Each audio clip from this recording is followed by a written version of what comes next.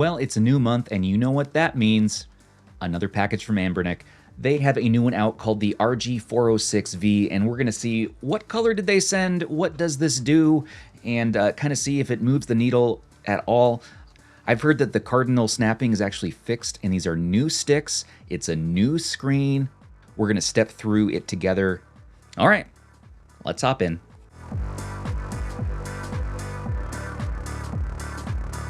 Okay, we got a case here. Nice. And looks like they have sent, beige white. Okay, all right. Should be pretty clean. I really like the look of the gray unit, so it'll be interesting to see. Wait a minute. They've sent a second 406V. Okay, this one is the gray. Sweet. We get to compare the two and take a look. Okay, do check out our partner YouTube's Retro Game Core and Retro Tech Dad. He should have the video posted soon.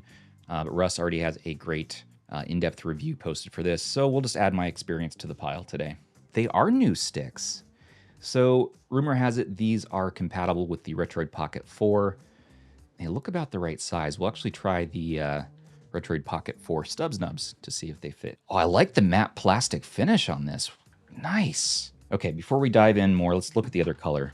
And also in the box, we get a screen protector this time and usual stuff. Oh, white's more like a milky white. Look at that. Same colored face buttons. Not quite as clean as the white on the 40XX-V, but not bad. Now this most resembles the RG405V, which this looks like a direct successor to that one. So this will be both more powerful, looks like a little bit bigger. And I hope that the shoulders aren't as easy to accidentally press. I loved the 405V except for the shoulders, which drove me crazy. So many accidental presses, and so I really hope that's not the case this time around. Hearing that the sticks are new and that there's no cardinal snapping potentially, we'll have to confirm here. As far as other specs go, I'm not going to bore you with them. They will be on the screen right there.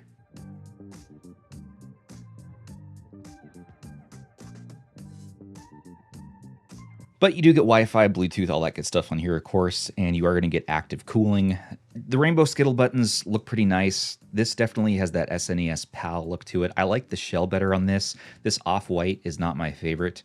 This is really going to stand alone until the Ioneo DMG comes to market. That will be the one to beat. But for right now, this appears to be the most powerful vertical handheld on the market. This is, of course, rocking Android, and it has a 5,500 milliamp hour battery. So this has a 4-inch IPS touchscreen, 960 by 720, a 5G Wi-Fi module inside with Bluetooth, supports up to 1080p output via this USB-C port right there. It has a fan exhaust up top, volume up and down on the right, power button, micro SD on the left, reset 3.5 out, cool.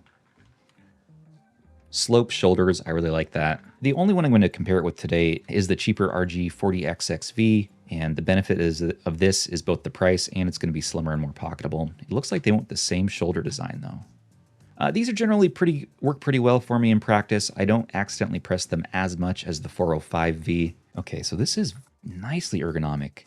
It feels the same as the 405V really in a lot of ways. It reminds me of the MSI Claws grip because you have this a little bit sharper kind of grip here, but it's nice and chunky. If you got big hands, meaty paws like mine, this should be fairly comfortable for you. And they have properly separated the shoulders now. Look at that. Yes, okay, so I'm able to press things here, and I'm not accidentally hitting these. Oh, that is so good. So my fingers are going to be prominently just right there. And then let's try the claw grip. That's not bad. Only complaint with the sticks so far is that they do stick out and protrude quite a bit. And so while you're going to get full range of motion with that, realize that it may not be quite as pocketable. Listen to the sound of these buttons. This is very quiet handheld though. You got the same mushy rubber membrane buttons that we've seen on so many devices. That feels good. The D-pad feels a little bit stiffer than on the 40XX-V, which has the perfect D-pad. Start and select are very quiet.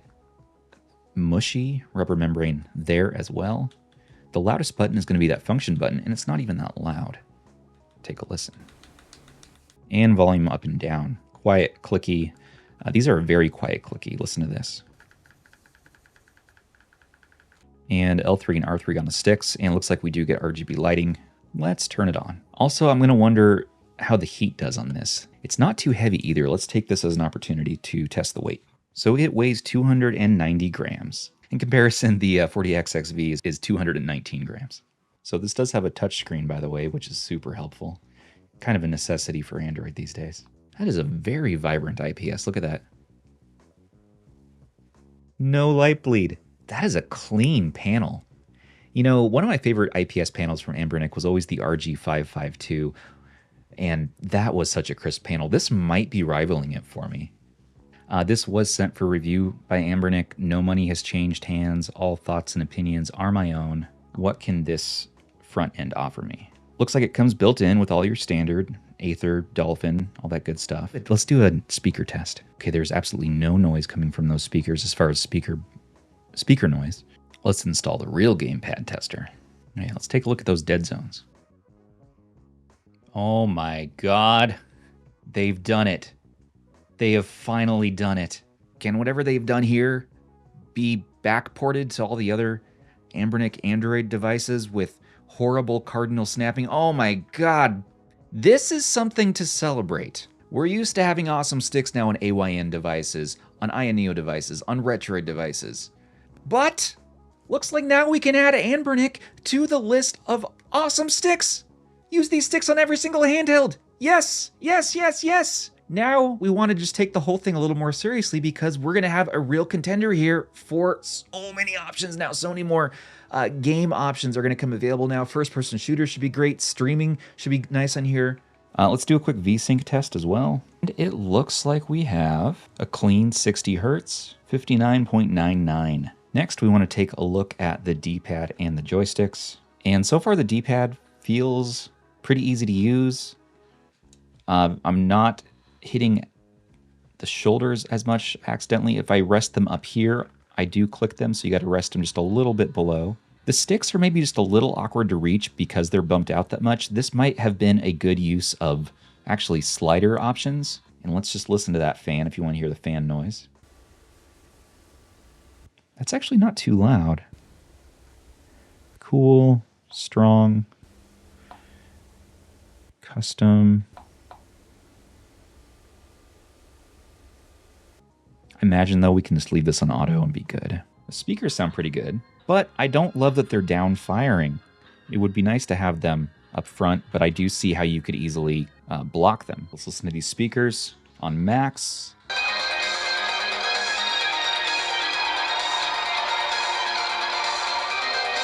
You know, I would say the speakers are kind of mid so far. I mean that both, like, in both ways. I'm mostly only hearing the mids, and it's kind of just mid. I wouldn't call that a stellar audio experience. Plugging in headphones would be the recommend here. Some Celeste action going. See how I fare against the fellers tonight on the podcast, which by the time you're seeing this will have been last night. I hope I did well. Face buttons feel great, and the D-pad feels really good too. And it is loosening a bit as I'm using it.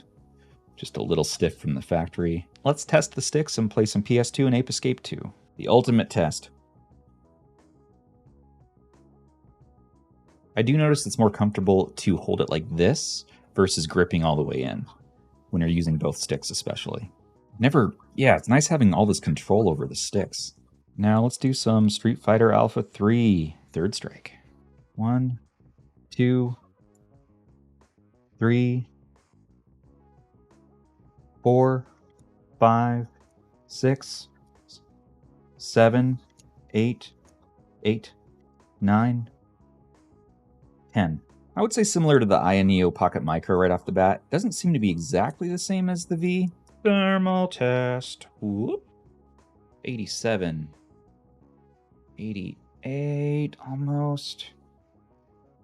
88.7.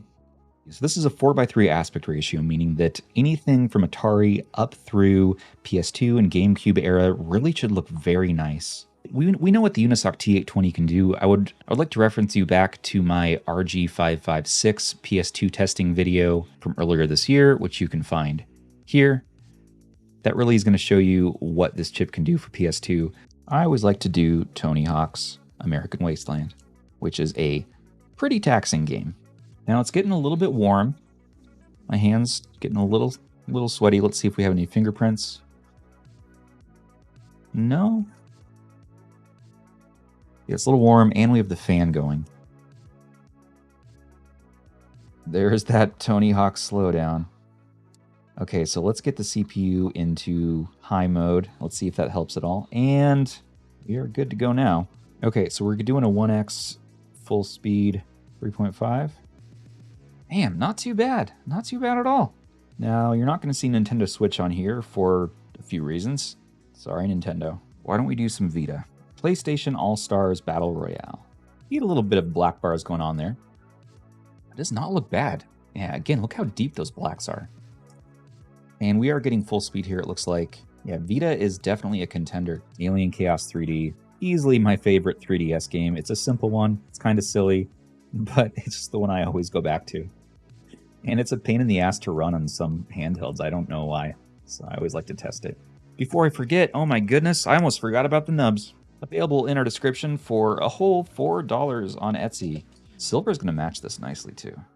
And yep, we have a fit, but they're a little bit loose. And so we'll need to adjust and make a more specific sizing for this new awesome joystick style. So as far as battery goes, when we were at the beginning, we were at like 50%, I think, 60%. We're now at 44%. Not too bad in the battery drain department. Well, everybody, what do you think of the Anbernic RG406V? This latest vertical from Anbernic is rocking Android 13. They finally fixed the cardinal snapping, which is freaking awesome. The D-pad feels great. The face buttons feel awesome. The shoulder buttons, though, were unfortunately giving me just a little bit of accidental presses and extra sensitivity to my liking. And I was getting just a little bit of hand cramping as well. And so the ergonomics, to me anyways, over longer play sessions are not going to be the best.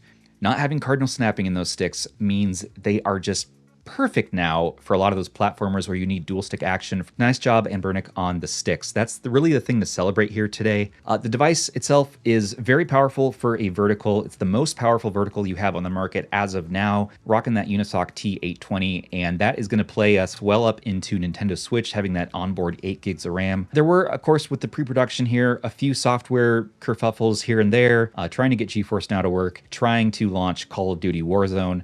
We'll have to see and investigate more. There will be OTA fixes and updates coming to this, so stay tuned for that. If you are wanting to order the 406V, it does go live on Anbernic's website and AliExpress on September 19th at 3 in the morning. I would suggest waking up at your regular time because it will not be sold out. But if you do want to pick it up in the first 72 hours, you do get to save about $10. Realize it will be added on shipping, so $155 to start for 72 and then $165 plus shipping, as well as you could wait for Go Game Geek if you want to pick it out from them. But I will always be linking the best price and the best options in our description, so check those out. As far as the colorways, you know what? I really like this SNES gray. It's nice, reminds me of SNES PAL systems. The milky white color is There's also a black one you can pick up, which should look pretty nice. So the screen and the fan, it does get a bit warm, by the way, but the screen is beautiful, vibrant. The black levels are great, and it's probably the best non-OLED screen we've seen from Anbernic now. Just awesome. As far as alternatives go for the vertical power segment, you could always go for something cheaper if you don't mind missing out on some of that higher end systems like the 40XXV, which is around the 60-65. But if you want something that competes, I would wait for the Ioneo Pocket DMG, but that is going to run you in the high end, $500, $600, up to $700, and even a little beyond if you wait till retail pricing. That is rocking the latest Snapdragon, and so it will be playing literally everything you can do on Android. Realize it is more of a niche, higher end, premium collector's item. And so this is going to be right in the nice balance of performance versus price. Even at 165, that's competitive versus the RG Cube versus the Anbernic RG556. If you don't need as much of the high end and you want to save a little money, you can get the RG405V, which is very, very similar, but you're going to get cardinal snapping, which you can fix with Gamma OS. I don't know if this one will need Gamma unless we can get performance improvements, battery life improvements. The stock software, not too bad. I just like that the sticks feel good and that they work. So far, do I recommend? I think this checks a lot of boxes for a lot of people. And it's one I need to play with more to come to a final conclusion, but so far the value is there. It's a little bit uncomfortable just for my particular hands. I can tell the cramping's there, so maybe a grip on here would really help that. So I'll have to play around and report back. Do check out Rob the Richer Tech Dad's video when it goes live, and Russ's video is available right now. Well, everybody, I want to thank you so much for watching. Please don't forget to like, comment, and subscribe to stay in the know for all of your favorite retro handhelds. And a special thanks to our channel members, patrons, and subs for making everything we do here possible. Perks with RH start for as little as $3 a month. Join us in our Discord to chat and play games. And join me on the next video very soon. Until then, this has been Stubbs. Take care of those handhelds, everybody. And each other. Bye.